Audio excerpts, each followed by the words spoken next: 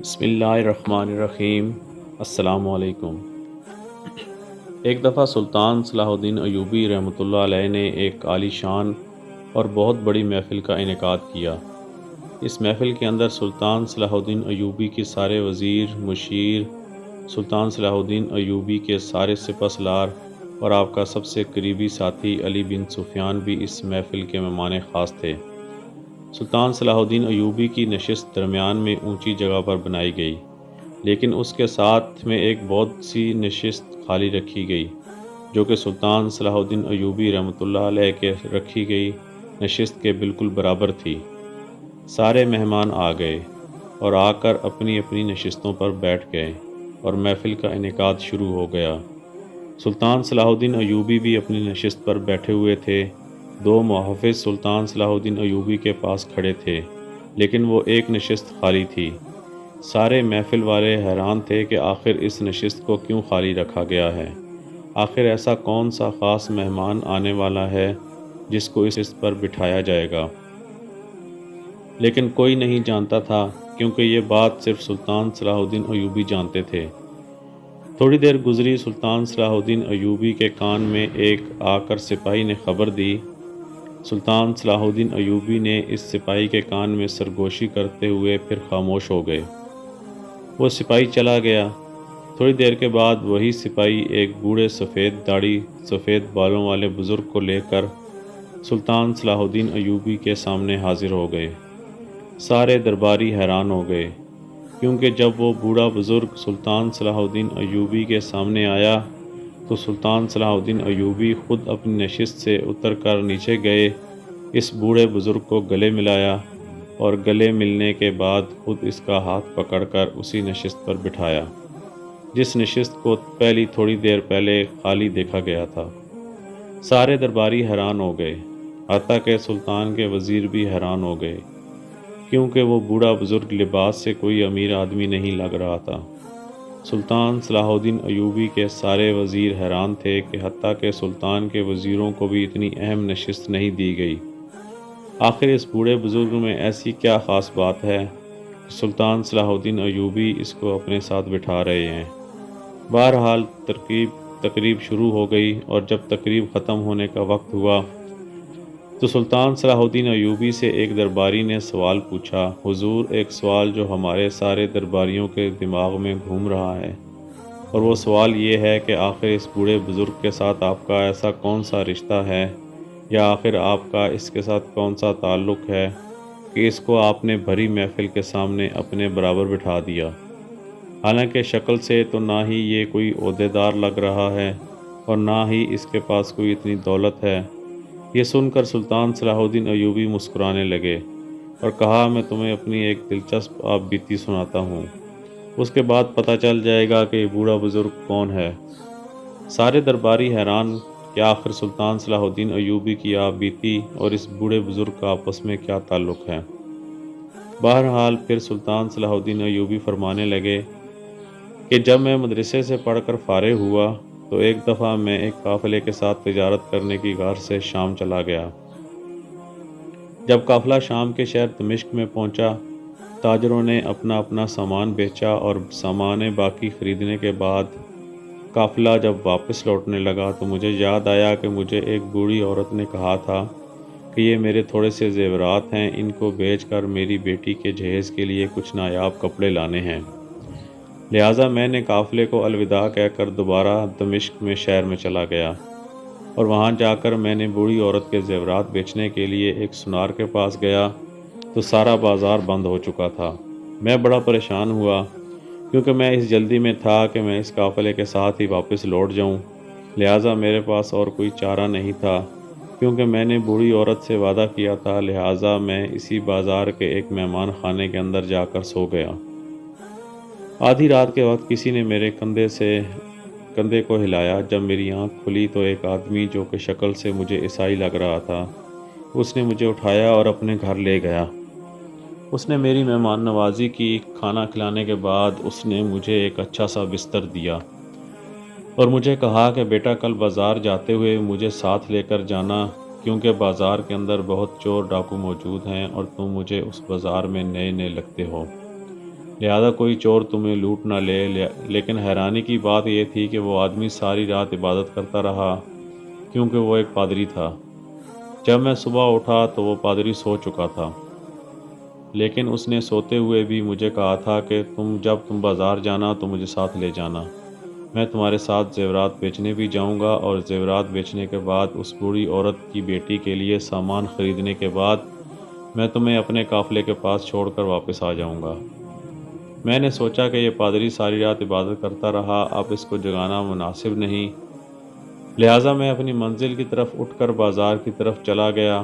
جب میں بازار میں پہنچا تو ابھی بازار تھوڑا سا کھلا تھا۔ اتنے میں دیکھتا ہوں کہ ایک اور پادری، اس کے ساتھ بہت سارے آدمی تھے۔ اس پادری نے کہا، اس نوجوان کو پکڑ لو، آج اس کو اپنے کلیسا پر لے کر جاتے ہیں، یہ صحت مند نوجوان ہے، ہمارا بہت کام کرے گا۔ انہوں نے مجھے پکڑا اور مجھے کلیسا پر لے گئے، اور وہاں جا کر مجھے ایک پتھروں کی دیوار توڑنے کا حکم دیا۔ میں سارا دن دیوار توڑتا رہا، شام کے وقت انہوں نے مجھے فارغ کر دیا۔ میں دوبارہ بازار آیا اور آ کر اسی مہمان خانے کے اندر ٹھہر گیا، اور اب بھی میں سونے ہی والا تھا کہ پھر سے وہی پادری مجھے اٹھا کر لے گیا اور مجھ سے پوچھا کہ تم کہاں چلے گئے تھے۔ میں نے اس کو سارے دن کا حال قصہ بیان کیا۔ اس نے پھر سے مجھے کھانا کھلایا، کھانا کھلانے کے بعد مجھے بستر دیا۔ میں آرام کرنے کے لیے سو گیا، لیکن وہ ساری رات عبادت کرتا تھا۔ میں نے سوچا کہ اس کو اٹھانا مناسب نہیں، لہٰذا پھر سے میں اکیلا بازار کی طرف چل پڑا۔ جب میں بازار پہنچا تو پھر وہی پادری کے آدمیوں نے مجھے پکڑ لیا۔ وہ 8-10 آدمی تھے، میں اکیلا تھا اور اس بازار میں نیا تھا، لہذا ان کے آگے ہتھیار پھینکنے کے علاوہ میرے پاس اور کوئی چارہ بھی نہیں تھا۔ میں ان کے ساتھ چل پڑا۔ وہ مجھے اسی جگہ لے گئے اور سارا دن کام کرواتے رہے۔ جب ظہر کی نماز کا وقت ہوا تو میں نے سوچا کیوں نہ نماز ادا کر لوں۔ جب میں نماز ادا کرنے کے لیے ہتھوڑا رکھ کر جانے ہی لگا تو وہی پادری آ گیا، اور اس نے آ کر مجھے زوردار دھکا دیا اور کہا، تم کہاں جا رہے ہو؟ کام کرو۔ مجھے بہت غصہ آیا، اب اس کے ساتھی بھی کم تھے۔ میں نے وہ ہتھوڑا اٹھایا اور ان کے ساتھ لڑنا شروع کر دیا، اور میرے اندر اتنی طاقت آ گئی کہ میں نے ان ساروں کو وہیں ڈھیر کر دیا۔ میں اس پادری کے گھوڑے پر بیٹھا اور سیدھا اسی پادری کے پاس آ پہنچا، کیونکہ میں جانتا تھا کہ میں نے اب اتنے آدمیوں کو قتل کر دیا ہے، اب اسے عیسائی بہت سرگرم ہو جائیں گے، لہٰذا وہی پادری ہی مجھے بچا سکتا ہے۔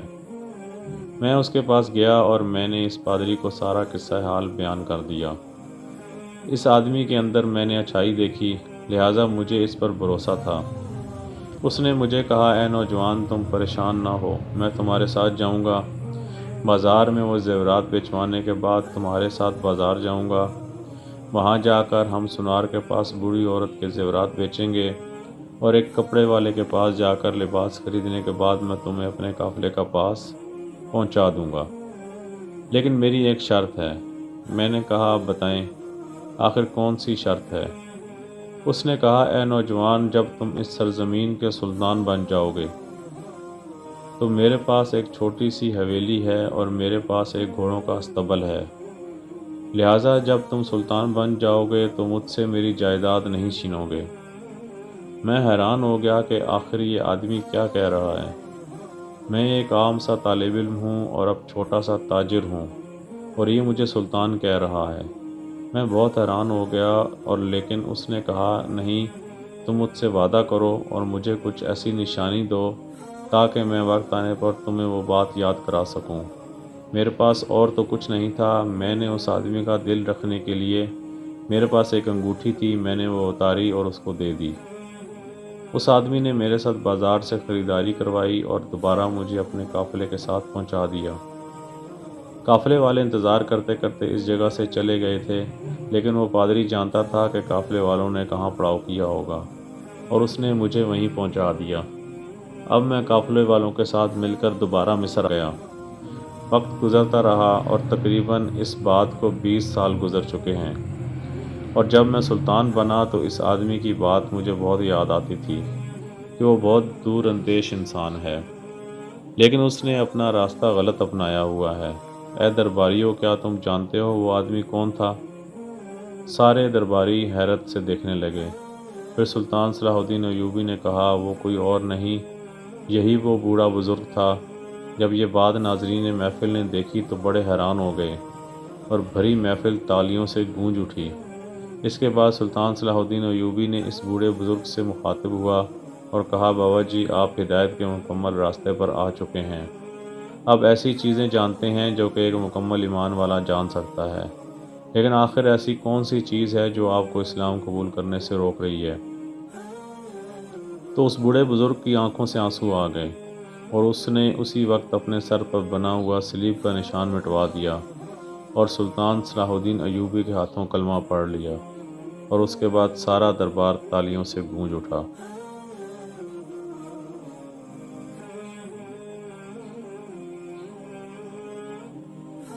دوستو، یہاں آپ کو ایک اور سلطان صلاح الدین ایوبی اور ایک طاقتور جادو کا دلچسپ اور منفرد واقعہ سناتے ہیں، اور امید ہے کہ یہ واقعہ سن کر آپ کے ایمان کو بہت طاقت ملے گی، کیونکہ یہ واقعہ ایک ایمان والے کے ساتھ بہت جڑا ہوا ہے۔ دوستو، واقعہ کچھ اس طرح ہے کہ ایک دفعہ سلطان صلاح الدین ایوبی عیسائیوں کے ایک گاؤں سے گزرے تو وہاں سلطان صلاح الدین ایوبی نے ایک جادوگر کے بارے میں بہت سنا۔ اکثر لوگ کہہ رہے تھے کہ وہ جادوگر بہت بڑا جادوگر ہے، آج تک کسی نے اس کے آگے جیت حاصل نہیں کی، وہ بڑے بڑے راز جان لیتا ہے اور اس کے بدلے میں اس نے کافی دولت کما لی ہے۔ حالانکہ وہ پہلے بیکاری تھا اور اب اس کے پاس ہزاروں کی تعداد میں گھوڑے ہیں اور وہ دن بدن شہرت حاصل کرتا جا رہا ہے۔ سلطان صلاح الدین ایوبی نے یہ ساری باتیں سنتے ہی اپنی منزل کی طرف روانہ ہو گئے۔ جب واپسی پر سلطان صلاح الدین ایوبی دوبارہ اسی گاؤں سے گزرے تو سلطان صلاح الدین ایوبی نے اپنے سپاہیوں کو فرمایا، کیا آپ لوگ نہیں چاہتے کہ یہ سارے عیسائی مسلمان ہو جائیں؟ سلطان صلاح الدین ایوبی کے سپاہیوں نے سن کر حیران ہو گئے کہ حضور، یہ کیسے ممکن ہو سکتا ہے کہ یہ سارے عیسائی ایک ساتھ مسلمان ہو جائیں گے؟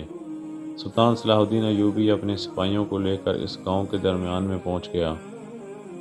جب سلطان صلاح الدین ایوبی وہاں پہنچا تو وہ جادوگر لوگوں کے بارے میں غیب کی چیزیں بتا رہا تھا۔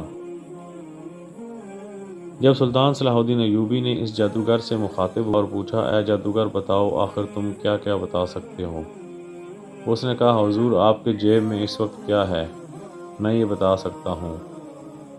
آپ آگے کا ارادہ کیا رکھتے ہیں، میں یہ بھی بتا سکتا ہوں۔ آپ اپنی بند مٹھی میں کیا چھپائے ہوئے ہیں، میں یہ بھی بتا سکتا ہوں۔ حتیٰ کہ آپ اب کہاں سے آ رہے ہیں، میں یہ بھی بتا سکتا ہوں۔ سلطان صلاح الدین ایوبی نے کہا، آپ بتاؤ میں کہاں سے آ رہا ہوں؟ تو اس جادوگر نے تھوڑی دیر سوچنے کے بعد بتا دیا کہ میں سلطان کہاں سے آ رہا تھا۔ سلطان صلاح الدین ایوبی اور اس کے سارے سپاہی حیران ہو گئے، کیونکہ اس جادوگر نے بالکل صحیح بتایا۔ پھر اس جادوگر کو سلطان صلاح الدین ایوبی نے کہا، بتاؤ کہ اس وقت میرے تھیلے میں کتنے سکے ہیں؟ اس نے بتا دیا، حضور، آپ کے تھیلے میں اس وقت 50 سکے ہیں۔ سلطان صلاح الدین ایوبی حیرت کے مارے، آخر یہ جادوگر کیسے بتا سکتا ہے؟ کیونکہ سلطان صلاح الدین ایوبی جانتے تھے کہ سلطان کے تھیلے میں 50 سکے تھے۔ سارے عیسائی حیران ہو گئے اور کہا، حضور، یہ جادوگر بہت بڑا جادوگر ہے، آج تک اس کو کوئی نہیں ہرا سکا۔ تو اتنے میں سلطان صلاح الدین ایوبی نے کہا، اے گاؤں والو، تم مجھے بتاؤ، اگر اس جادوگر کو میں غلط ثابت کر دوں تو تم اس کے بدلے میں کیا دو گے؟ مجھے یہ سن کر سارے عیسائی کہنے لگے، سلطان معظم، اگر آپ اس جادوگر کو غلط ثابت کر دیں تو یہ سارے عیسائیوں کا گاؤں مسلمان ہو جائے گا۔ سلطان صلاح الدین ایوبی نے حکم دیا کہ ابھی اور اسی وقت عیسائیوں کے سارے گاؤں والوں کو اکٹھا کیا جائے۔ میدان لگ گیا، سارے عیسائی حتیٰ کہ خواتین، بچے، بوڑھے، مرد، عورت سب اکٹھے ہو گئے۔ درمیان میں سلطان صلاح الدین ایوبی اور وہ جادوگر موجود تھے۔ سارے لوگ حیرت سے سلطان صلاح الدین ایوبی کو دیکھ رہے تھے۔ اب سلطان صلاح الدین ایوبی نے اپنے سامنے تھیلا رکھا اور کہا، بتاؤ اس میں کتنے سکے ہیں؟ اس نے کہا، حضور، اس کے اندر 200 سکے ہیں۔ جب ان سکوں کو گنا گیا تو اس کے اندر 200 سکے تھے۔ پھر سلطان صلاح الدین ایوبی نے اپنے سپاہی کی طرف اشارہ کیا۔ اس نے سلطان کے ہاتھ میں ایک تھیلی پکڑا دی سلطان صلاح الدین ایوبی نے اس تھیلے کے اندر سے سکوں کی مٹھی بھر کر اپنے تھیلے میں ڈالی اور پھر اس سے پوچھا بتاؤ اب اس تھیلے کے اندر کتنے سکے ہیں؟ اس نے کہا حضور میں نہیں جانتا۔ سارے عیسائی حیران ہو گئے، آخر یہ کیا ہو گیا؟ تو اتنے میں سلطان صلاح الدین ایوبی نے کہا جب میں نے اس سے پہلی بار پوچھا کہ میں کہاں سے آ رہا ہوں تو اس نے میرا دماغ پڑھ لیا تھا اور اس نے مجھے بالکل صحیح بتایا، کیونکہ شیطان ہماری رگوں میں دوڑتا ہے اور یہ جادوگر شیطانوں کے پجاری ہوتے ہیں۔ اب جب میں نے اس سے پوچھا کہ میرے تھیلے میں کتنے سکے ہیں تو پھر سے اس نے میرا دماغ پڑھ لیا اور اس نے بتا دیا کہ میرے تھیلے میں 50 سکے ہیں۔ اور جب اس بار میں نے اس سے پوچھا کہ میرے تھیلے میں کتنے سکے ہیں، میرے دماغ میں تھے کہ میرے تھیلے میں 200 سکے ہیں، لہذا اس نے میرا دماغ پڑھ کر بتا دیا کہ میرے تھیلے کے اندر 200 سکے ہیں۔ لیکن جب میں نے سپاہی کے تھیلے سے مٹھی بھر کر سکے ڈالے تو میں بھی نہیں جانتا تھا کہ میں نے اس کے تھیلے کے اندر کتنے سکے ڈالے ہیں، لہذا جب میں نے اس سے پوچھا تو اس نے کہا میں نہیں جانتا، کیونکہ یہ میرا اب دماغ نہیں پڑھ سکا۔ یہ سن کر سارے عیسائی حیران ہو گئے اور اس کے بعد سلطان صلاح الدین ایوبی رحمۃ اللہ علیہ کے سامنے سارے گاؤں والے مسلمان ہو گئے اور سلطان صلاح الدین ایوبی کی بات یاد کر کے